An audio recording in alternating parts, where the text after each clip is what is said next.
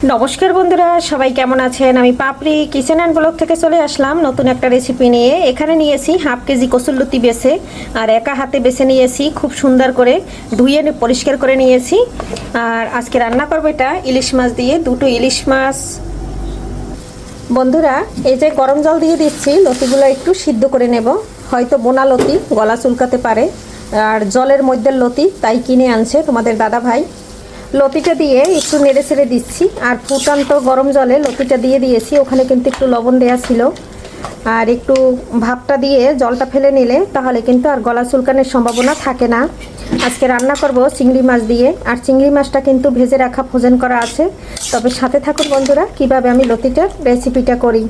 কাছে এবং দূরে, দেশ ও দেশের বাহির থেকে যারা আমার ভিডিও দেখেন এবং সুন্দর সুন্দর কমেন্ট করেন, সবাইকে জানাচ্ছি অসংখ্য অসংখ্য ভালোবাসা, মন থেকে অপ্রান্ত ভালোবাসা রইল। বন্ধুরা, এই যে চিংড়ি মাছটা ফ্রিজ থেকে বের করে নিয়েছি। বন্ধুরা, কসুরলতিটা কিন্তু একদম ভাপ দেওয়া হয়ে গেছে, আর এখন কিন্তু নামিয়ে নেব। যেহেতু আমি ফুটান্ত জলে দিয়েছি, এর থেকে বেশি নরম করব না, তাহলে একদম গলে যাওয়ার সম্ভাবনা আছে। আর কসুরলতি বেশি গলে গেলে ভালো লাগে না খেতে। এখন কিন্তু জলটা ছেঁকে নেব। জলটা একদম ছেঁকে নিয়েছি, ঠান্ডা জল দিয়ে ধুয়ে নিয়েছি। এখন কিছুক্ষণ থাকবে। কসুরলতি রান্না করার জন্য এখানে পেঁয়াজ রসুন দিয়ে দিয়েছি, আর এখন কিন্তু পর্যাপ্ত পরিমাণে কড়াইতে তেল দিয়েছি। পেঁয়াজটা রসুনটা দিয়ে দিচ্ছি। বন্ধুরা, এখানে কিন্তু আমি কয়েকটা দিয়ে দিয়েছি রাঁধুনি। এতে কিন্তু কসুরলতিটা খেতে দারুণ লাগবে। কসুরলতি ভাপ দিতে লবণ দিয়েছিলাম, তারপরও একটু লবণটা কম দিয়ে দিলাম।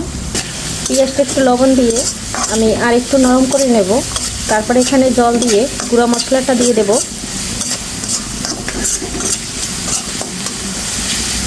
একটু মাখো মাখো টাইপের হবে বন্ধুরা কসুরলতিটা।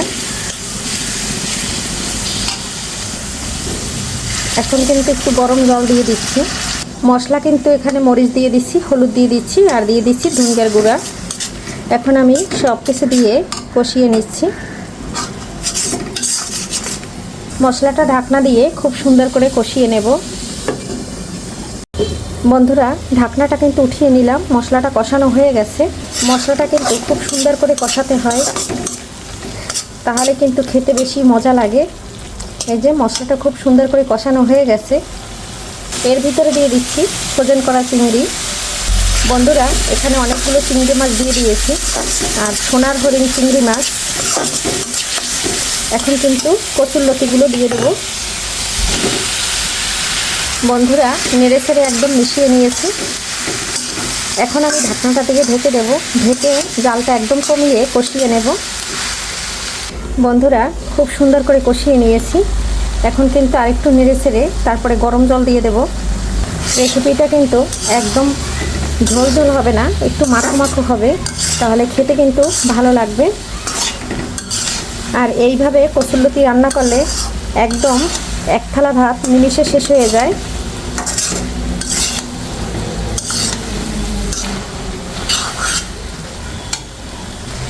এখন আমি গরম জলটা দিয়ে দিচ্ছি।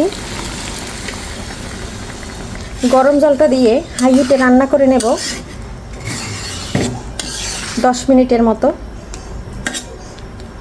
কারণ কসুরলতিটা কিন্তু একটু ভালো করে সিদ্ধ করতে হবে, সিদ্ধ না হইলে কিন্তু খেতে ভালো লাগবে না। বন্ধুরা, 10 মিনিট পরে চলে আসলাম। আমার রান্নাটা কিন্তু ফাইনালি হয়ে গেছে।